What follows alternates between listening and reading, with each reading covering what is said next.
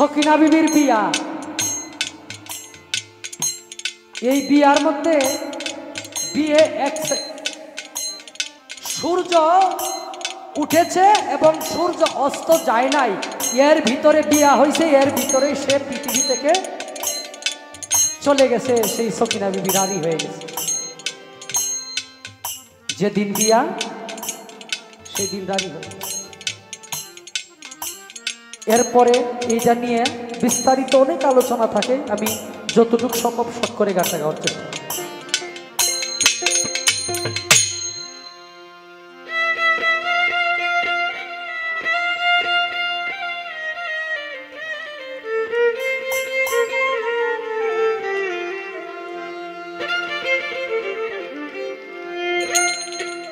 যেই দিন বিয়া সেই দিন রানী,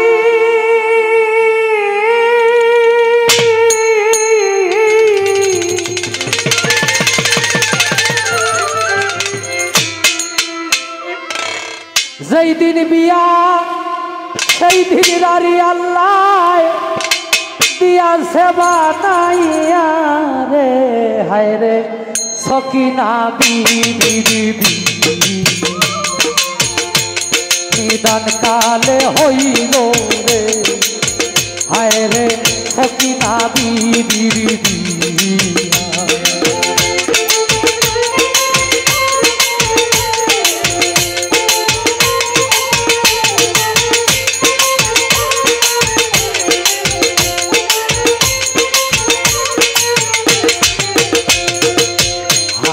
পুত্র কাশেমে বলে একটি হুসেনের তারে দিয়া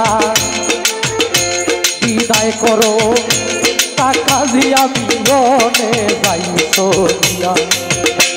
হাসান পুত্র কাশেমে বলে একটি হুসেনের তারে দিয়া বিদায় করো টাকা দিয়া মিলনে যাই সরিয়া। বলে কেমন করে দিব বিদায় আমি তোমারে যাই কইয়া, একটি মাত্র ছেলে গো তুমি বাবা মদিনা জুড়িয়া। তোমার বাবা একদিন আমার হাতে গো তোমারে দিছিল সপিয়া রে। হায় রে সকিনা বিবি বিয়া।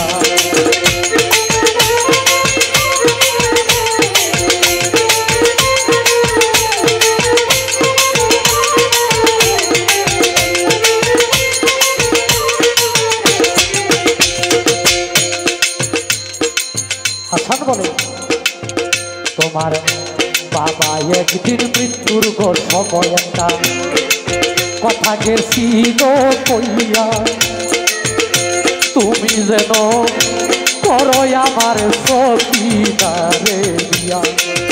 তোমার বাবা একদিন মৃত্যুর সময় একটা কথা গেছিল কইয়া, তুমি যেন করো আমার সকিনারে বিয়া।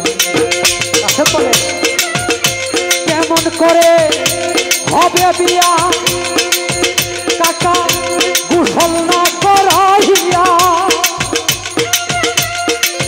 নাই রে বেন্দি নাই রে পানি সারা কারবার না জুড়িয়া। কত দুধের শিশু মারা গেল গো কাকা পানিরও লাগিয়া রে। হায় রে সকিনা বিবি বিয়া।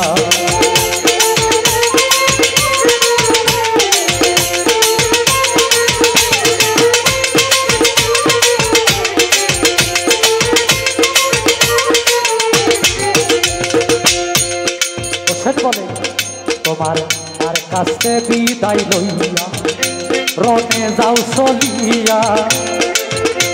এমনি কাছে হাসান বানুর কাছে গেল রে দৌড়াইয়া। বলে বিদায় করো মা জননী আমার, তাও বিদায় করিয়া।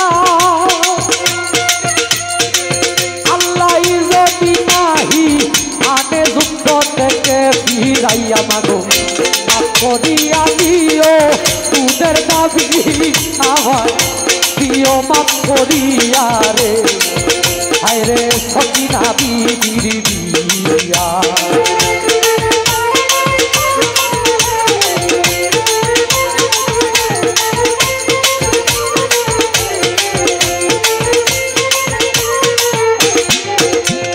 হাসান বলে তোমার বাবা একদিন মৃত্যুর গো সময় একটা কবজ গেছিল দিয়া বলছিল তুমি যেই দিন বিপদে পড়বা গো দেখতা কবজ খুলিয়া রে হায় রে সকিনা বিবির বিয়া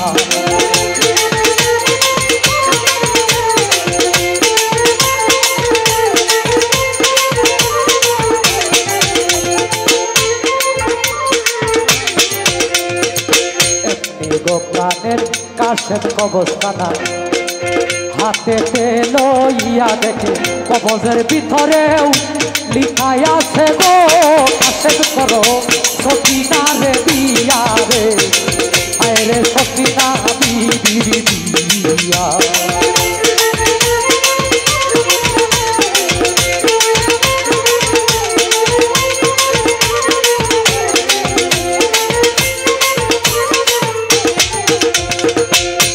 এমন নিদান কালে দিল বিবাহ করাইয়া নাই রে মেহেন্দি নাই রে পানি সারা কারবালা জুড়িয়া তোদের শিশু আদি আজগর পানির লাগিয়া সেদিন হুসেনের জিব্বাটা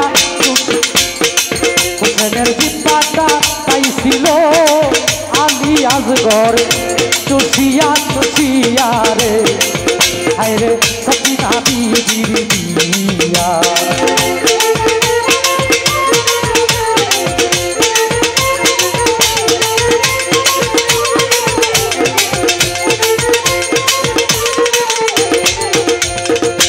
এমন নিদান কালে দিল বিবাহ পড়াইয়া সকিনার দিকে চাইয়া কাশেমের পক্ষ যাইয়া দিয়া বলে বিদায় করো প্রাণের বিবি আমার তাও বিদায় করিয়া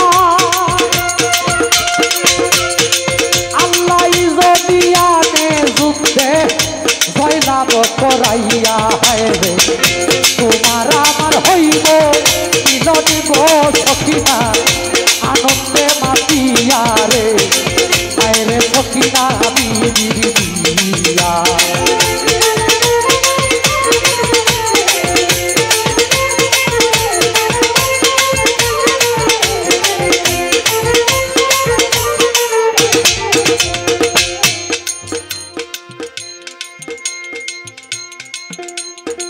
সখিনার কাছে বিদায় লই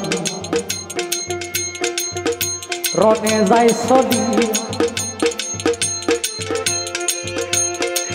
এমনি কাছে সাদা ঘোড়ার পৃষ্ঠে গেল শোয়ার হইয়া যাইতে যাইতে কাছে ঘোড়ার নদীর পারে পানির দিকে শত্রুর দিকে খেয়াল ছিল না কাছে পানির দিকে এমন সব এমন নিদান সময়কালে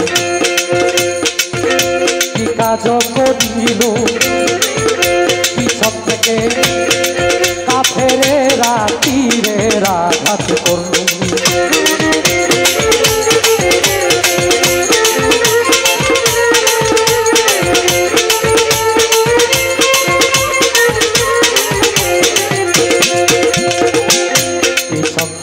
কাফেরেরা এলো তীর মারিয়া কাশেমের কলিজা ছিদ্র হইল তীরের আঘাতে পাইয়া বলে নবীর বংশ ধ্বংস হইল যে পানির লাগিয়া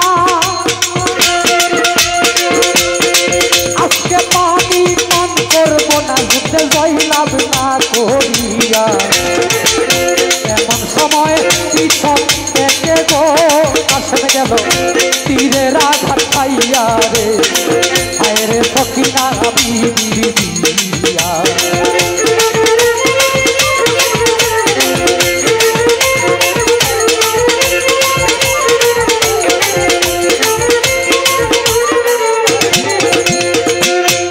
রাঘাত কাইয়া আকাশে পড়িল ঢলিয়া কাশেমের ঘোড়াটা চালাক ছিল আসিল দৌড়াইয়া কোন রকম কাশেম ঘোড়ার পিছে সোয়ার হইয়া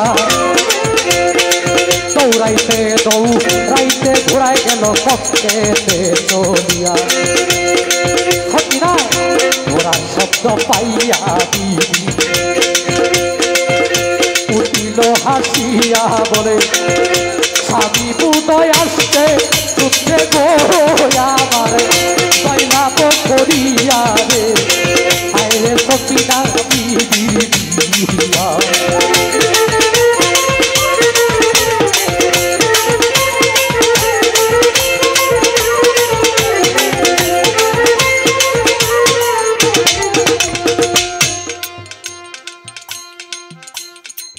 যুদ্ধে জয় লাভ করার জন্য গিয়ে পানির দিকে তাকায় কাশেম কয় যেই পানির জন্য নবীর বংশের এত এত মানুষ শহীদ হয়েছে, আমি এই পানি পান করব না যুদ্ধে জয় লাভ না করি। এক ধ্যানে পানির দিকে তাকায়া থাকে, পিছন থেকে কাফেররা একটা তীর মারল, তীরের আঘাত খায়া তার সামনে কলিজা ছিদ্র হয়ে চলে গেল। ঘোড়ার পৃষ্ঠে কোন রকম সোয়ার হয়ে কাশেম দৌড়াইতে দৌড়াইতে ঘোড়া নিয়ে যায় বাড়ির দিকে। সকিনা বিবি অপেক্ষায় আছে যে যদি আমার স্বামী যুদ্ধে জয় লাভ করি আমার বাসায় আসবে। ঘোড়ার শব্দ পায়া সকিনা বিবি আনন্দে আত্মহারা যে স্বামী বোধহয় যুদ্ধে জয় লাভ করিয়া আসছে। দূর থেকে দেখে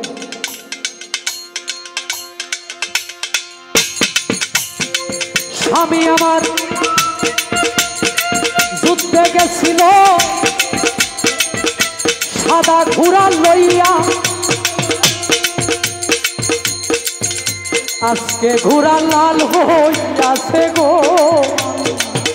কিসের লাগিয়া রে হায় রে সকিনা বিবি বিয়া।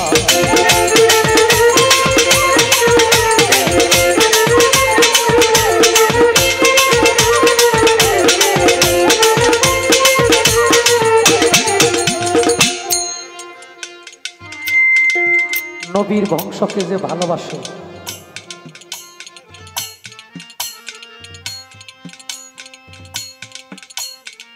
জুনায়েদ বাগদাদি নামে এক আল্লাহর ওলি, বাদশাহ জুনায়েদ বাগদাদি হলো এই শহরের সবচাইতে বড় শক্তিশালী পালোয়ান, কুস্তিগির। ওই আমলে জুনায়েদ বাগদাদির সাথে কোনো ব্যক্তি কুস্তি লইরা কেউ তাকে হারাইতে পারতেন না। সেই সময়ের বাদশাহ তাকে পালতো এবং বাদশার একটা পাওয়ার শক্তি ছিল।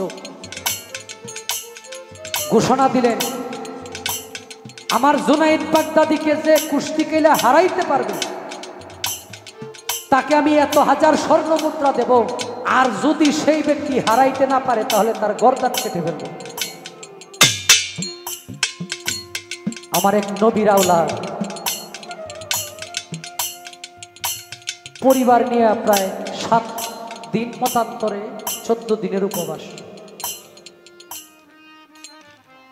একবারে চিকন একটা মানুষ, না খাইতে না খাইতে অভাবে পইরা, নবীর আওলাদ যার খাতিরে আল্লাহ এই পৃথিবীর ধন সম্পদ সৃষ্টি করছে, যেই নবী চাইলে পৃথিবীর সমস্ত ধনের ভান্ডার নবীর চরণে নিয়ে দিত, এই নবীর আওলাদ না খাই থাকে।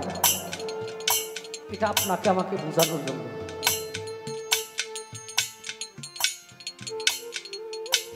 তখন এই পালোয়ান গেলেন রাইটারের কাছে গিয়া কয়, আমি জুনায়েদ বাগদাদির সাথে কুস্তি লড়ব। জুনায়েদ বাগদাদি রাইটার যিনি, উনি ওই নবীর বংশের লোকের দিকে একবার চায় আর একবার খাতায় লিখবো ভাবে। রাইটার জিজ্ঞেস করে, আপনি কি জুনায়েদ বাগদাদির কোনোদিন সামনে থেকে দেখছেন? কয় না, ওই ঘরে আসে দেখে আসে আপনি যে নাম লেখাইতে আসছেন জুনাইদ বাগদাদির সাথে আপনি কুস্তি লড়বেন, যদি আপনি হাইরা যান বাদশা কিন্তু চুক্তিনামায় লেখা আছে আপনার গর্দান নিয়ে নেবেন। কয় আপনারে লিখতে কইছি আপনি লেখেন, হারা জিতা মালিকের তরফ থেকে আসবে। লেখা হইল। অন্য কোনো মানুষ ভয়ে তার কাছে কুস্তি খেলতে যায় না, কিন্তু এই লোক 7 দিনের উপবাস, বউ বাচ্চা নিয়ে খাইতে পারে না। জুনাইদ বাগদাদিরে যদি হারাইতে পারে তাহলে স্বর্ণ মুদ্রা পাবে, আর যদি হারাইতে না পারে তাহলে মারা যাবে, এই চিন্তা নিয়ে। কারণ পারতেছে না একটা মানুষ। কুস্তি খেলায় অংশগ্রহণ করলেন, লেফারি বাঁশি ফুটিলেন, প্রথমে গিয়ে হাত মিলায় না, কানে কানে গিয়া কয় জুনাইদ বাগদাদি তুমি আমারে চিনো?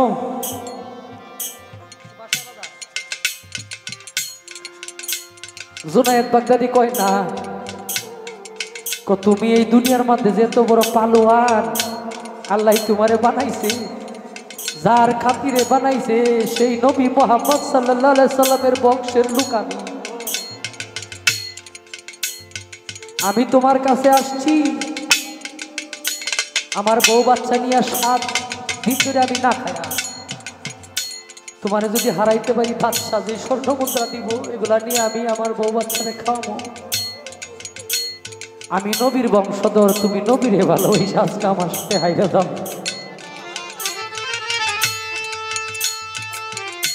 জুনাইদ বাগদাদির শরীর অটোমেটিক।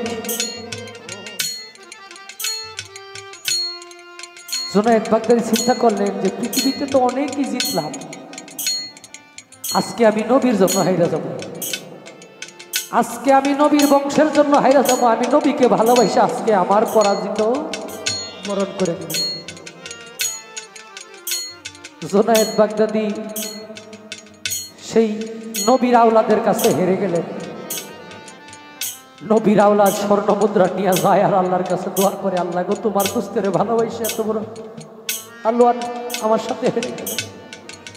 রাত্রে জুনাইদ বাগদাদি চিন্তা করে আর ঘুমায় যে আমার তো গতি নাই, কিন্তু মনে কোনো দুঃখ নাই।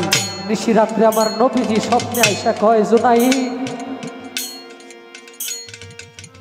তুমি এই দুনিয়ায় যার কাছে হারছো, আমি নবী তোমারে পৃথিবী ইহকাল পরকালে সব জায়গায় আমি নবী তোমারে জিতাই দিলাম, এই আমার মাথার মুকুট আমি তোমার মাথায় পরাই দিলাম। নবীর বংশকে ভালোবাসা হারে। হাদিস শরীফে আসছে, আপনি সন্তানরে আপনি ভালোবাসেন না কোন আমার জানে সেটা বেশি প্রিয় সন্তান। পৃথিবীর মধ্যে যত বস্তু আছে আপন বলতে যা আছে, সবচাইতে বেশি আপন আপনার নিজের জানের চাইতে অধিক ভালো একজনকেই বাসতে পারবেন, সেই ব্যক্তি হইল আমার নবী। যেই ব্যক্তি নবীকে নিজের জানের চাইতে অধিক ভালোবাসলো না, সেই ব্যক্তি নিজের নবীর উম্মত বলে দাবি করতে পারবে।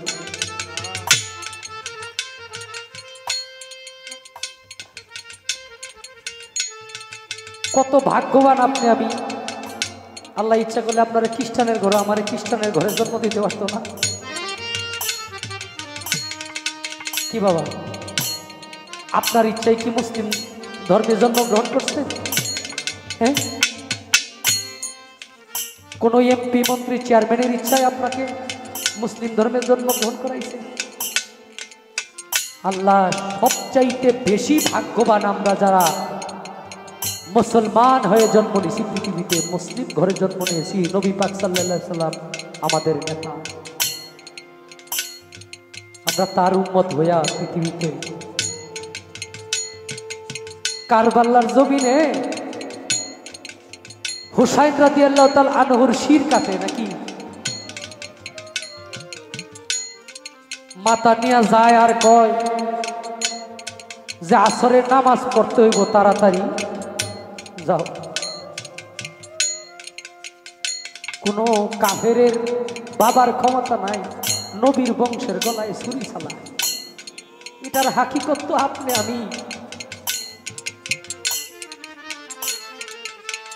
ফুরাত নদীর পানি নবীর বংশ না পায়। খাজা বাবা কইছে আমি আমার কিনি আঙ্গুল দিয়ে ইশারা দিলে ফুরাত নদীর পানি আমি খাজার পায়ের নিচে আইসা পড়ে। আর নবীর বংশ পানির জন্য ধ্বংস হয় না, এটা রুচি না আপনি আমি। হঠাৎ একদিন নবীরে খুঁজা পায় না সাহাবীরা।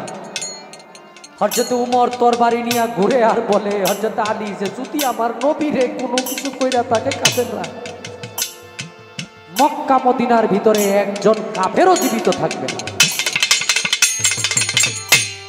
সবাই মনে করছে নবীরে মনে হয় কাফেররা শহীদ করে দিচ্ছে। যায়া দেখে পাহাড়ের চূড়ার মধ্যে, খারাপ লাগে বাবা কথা, যায়া দেখে পাহাড়ের চূড়ার মধ্যে নবী সেজদায় পড়ে রয়েছে, পানি দিয়া ভাসিয়া গেল সেজদারত মাথা মুখ। হযরত আলী কয় ইয়া রাসূলুল্লাহ আমরা মনে করছি কাফেররা নাকি আপনাকে শহীদ করে ফেলছে, আপনি এখানে বাসায় চলেন। নবী মাথা উঠায় না। হযরত আলী কয় আমার জীবনের সমস্ত ইবাদত আমি দিয়া দিলাম আপনার উম্মতের জন্য। নবী মাথা উঠায় না। হযরত আবু বকর, হযরত উসমান, হযরত আলী রাদিয়াল্লাহু তাআলা আনহু, হযরত ওমর রাদিয়াল্লাহু তাআলা আনহু একই সওয়াল করে। সবাই বুঝতে পারলো যে আমাদেরকে দিয়ে আর কোনো কিছু হবে না, আনতে হবে মা ফাতেমাকে।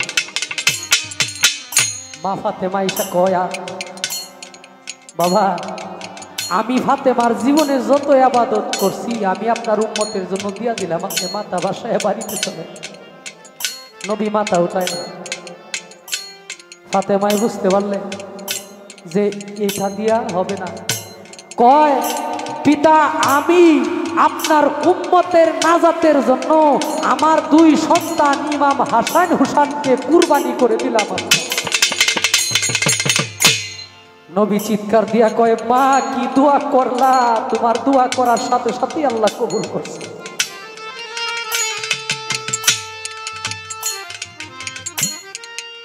হুসাইন রাদিয়াল্লাহু তাআলা কারবালায় শহীদ হয়েছে। এটা আপনি আমি নাজাতের জন্য। ওই যে মায় সদকা হিসাবে দিয়া দিছে, কুরবানি করছে উম্মতের নাজাতের জন্য। নাই কাফেররা নবীজির বংশের গলায় ছুরি চালায়, ছুরি পৃথিবীতে বানায় পাঠাইছে আল্লাহ। এই জায়গায় বুঝার বিষয়, যেই নবী উম্মতের জন্য নিজের সন্তান নিজের নাতিকে কুরবানি করতে পারে, আর আপনি আমি সেই নবীর উম্মত হইয়া নবীর প্রেমে বসবাই। এই জায়গাটায় যদি কোনো ভুল হয় 3.5 হাত কবরে গিয়া কাউরে পাইতেন। ওই জায়গায় আপনারে আমারে রক্ষা করার জন্য আমার নবী মান রাব্বুকা মান দিনুকা মান নাবিয়ুকা 3 প্রশ্নের উত্তর আমলে দিবে। মান রাব্বুকা তোমার রব কে ছিল, মান দিনুকা তোমার দিন কি ছিল, মান নাবিয়ুকা তোমার নবী কে ছিল। সামনে আইনা ধরবে চিনো না। দুনিয়ায় যদি ভালোবাসার শক্তি না থাকে বাবা ওই জায়গায় চিনা সম্ভব না। এবং লা ইলাহা ইল্লাল্লাহু মুহাম্মাদুর রাসূলুল্লাহ সাল্লাল্লাহু আলাইহি ওয়াসাল্লাম এই কলেমা যদি নসিব না হয়, এই মানব জনম বৃথা। তাহলে কি করতে হবে? নবীর প্রেমে মন মজাইতে হবে। আর প্রত্যেকটা মানুষকে হিংসা ছাড়তে হবে। কি ছাড়তে হবে? হিংসা করা যাবে না। অহংকার, অহংকার হলো আল্লাহর চাদর। কোনো ব্যক্তি যদি অহংকার করে সেই ব্যক্তির অধপতন হয় কেন? কারণ অহংকার শুধু আল্লাহর জন্য, অহংকার শুধু আল্লাহর জন্য, আল্লাহর কোনো পাওয়ার মানুষের জন্য না। আল্লাহর জন্যই শুধু অহংকার। আল্লাহ এক, এটা আল্লাহর অহংকার। আল্লাহ কারো কাছ থেকে জন্ম নেয় নাই, এটা আল্লাহর অহংকার। আল্লাহ কাউকে জন্ম দেয় নাই, এটা আল্লাহর অহংকার। আল্লাহকে কেউ সৃষ্টি করে নাই, এটা আল্লাহর অহংকার। অতএব অহংকার করা যাবে না। মানুষের হায়াত বাড়ে আত্মীয়তার বন্ধন ভালো রাখলে।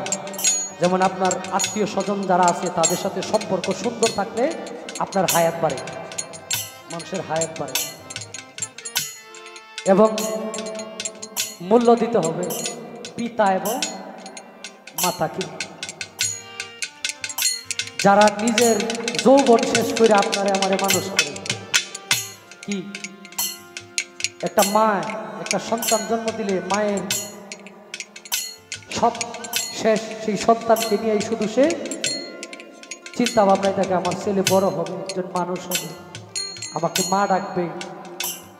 আবার অনেক মানুষ আছি এই মায়ের যত্ন করি না। এই জায়গায় যদি কেউ ভুল করে, বাবাকে যদি কেউ অসম্মান করে, বাবার মনে যদি কেউ কষ্ট দেন, পৃথিবীতে আপনি যত বড় ইবাদতকারী হন, আপনার কোনো ইবাদত আল্লাহ কবুল করবে না। বাউল গান সারা রাত 20টা গান আমি গাইতে পারবো। কিছু কথা যদি মানুষের কল্যাণের জন্য না হয়, এই গানটাও বৃথা, এই অনুষ্ঠান করাটাও বৃথা।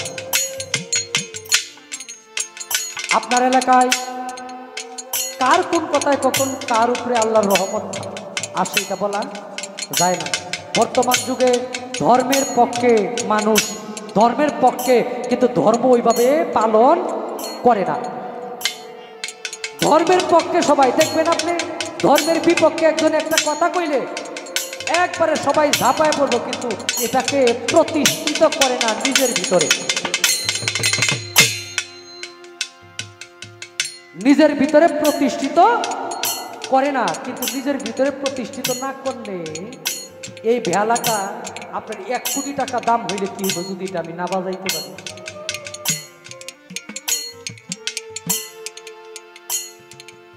এত ইবাদত লাগে না, মূল জায়গায় ভুল না করিয়া বেশি ইবাদত লাগে না আল্লাহর পছন্দনীয় বান্দা হইতে।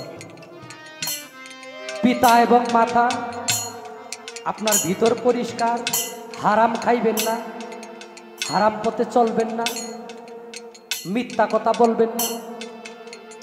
এগুলা থেকে বিরত থাকলে অটোমেটিক আপনার ভিতরে নূর জাগ্রত হইতে থাকবে।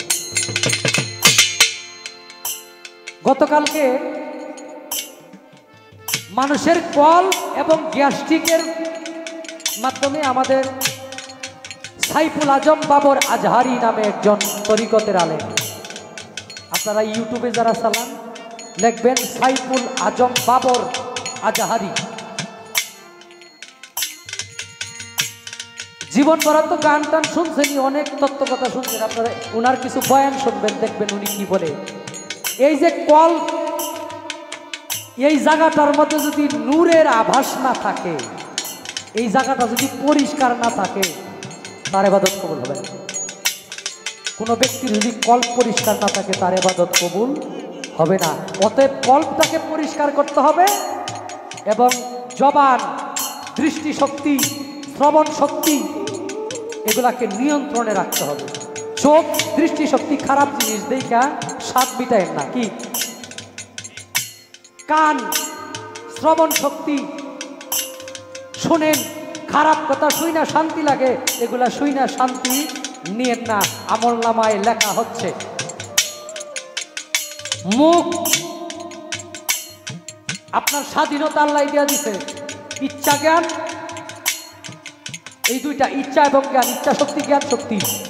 এই মুখ দিয়া যা ইচ্ছা তা আপনি বলতে পারবেন, আপনার কোনো বাধা নাই। কিন্তু কম্পিউটার ভুল করে, আল্লাহর রাইটার কেরামন কাতিবিন ভুল করে, আল্লাহর হুকুম লেখতেছে, আপনি মনে করেন আপনার কোনো কিছু দেখা হইতেছে না? সব কিছু দেখতেছে, প্রত্যেকটা কথা, প্রত্যেকটা শ্বাস প্রশ্বাস আপনার গণিত রাখা হচ্ছে, কোন শ্বাসে কি ছাড়লেন, কোন শ্বাস দিয়া কি করলেন। অতএব জবান, দৃষ্টিশক্তি, শ্রবণ শক্তি এগুলাকে নিয়ন্ত্রণে রাখতে হবে। জীবনে কারো ক্ষতি করবেন দূরের কথা, চিন্তাও করেন না। ঘোড়ার শব্দ পাইয়া গো সখী, আনন্দে আত্মহারা গেল হইয়া, বলে হাবিব উদয় আসছে যুদ্ধে গো আমার, জয়লাভ করিয়া রে হায়রে সখিনা বিবির বিয়া।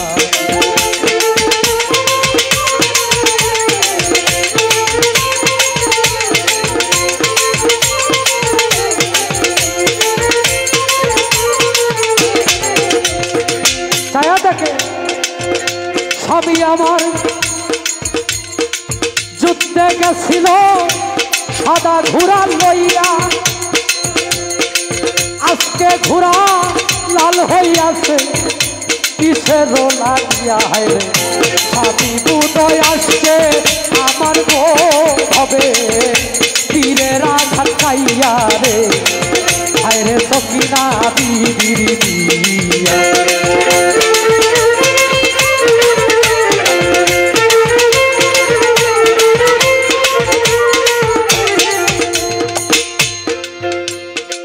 দৌড়াইতে দৌড়াইতে ঘোড়া গেল কক্ষেতে ছড়িয়া, এমনি কাছে সখিনার কোলে পড়িল ঢলিয়া। বলে মাপ করিয়া দিও বিবি মহরের দাবি দিও মাপ করিয়া, তোমার আমার হইবে দেখা গো আবার আসরে দেখিয়া রে। হায়রে সখিনা বিবির দিয়া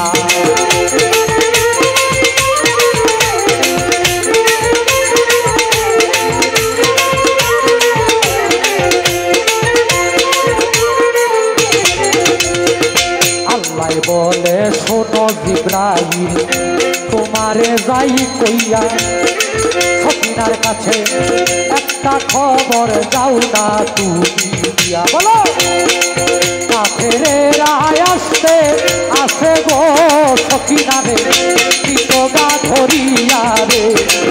হায়রে সখিনা বিবির দিয়া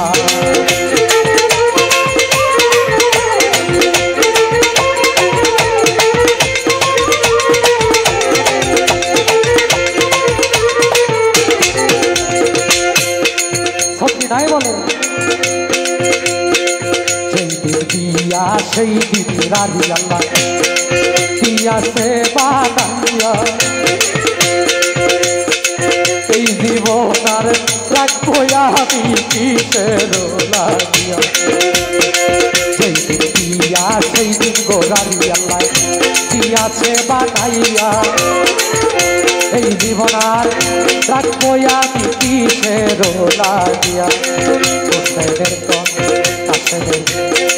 কমর হইতে ছোড়া দানা হাতেতে লইয়া, নিজের হাতে নিজের বুকে গো সখিনায় দিয়াছে দাবাইয়া রে। হায়রে সখিনা বিবির দিয়া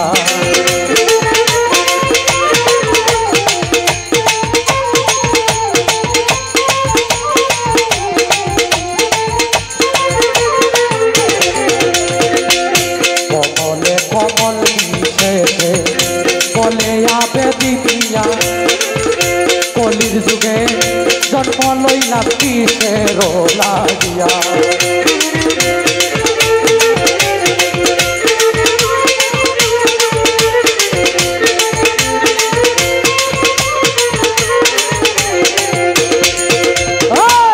কমলে কমল মিশেছে বলে আবে দিদিয়া, কলির যুগে জন্ম লইলা কিসের লাগিয়া। নবীর বংশ ধ্বংস করল গো কাফেররা পানির লাগিয়া রে। হায়রে সখিনা বিবির দিয়া সেই দিন দিয়া সেই দিন গাড়ি গো আল্লাহ দিয়াছে বানাইয়া রে। হায়রে সখিনা বিবির দিয়া হায়রে সখিনা বিবির দিয়া হায়রে সখিনা বিবির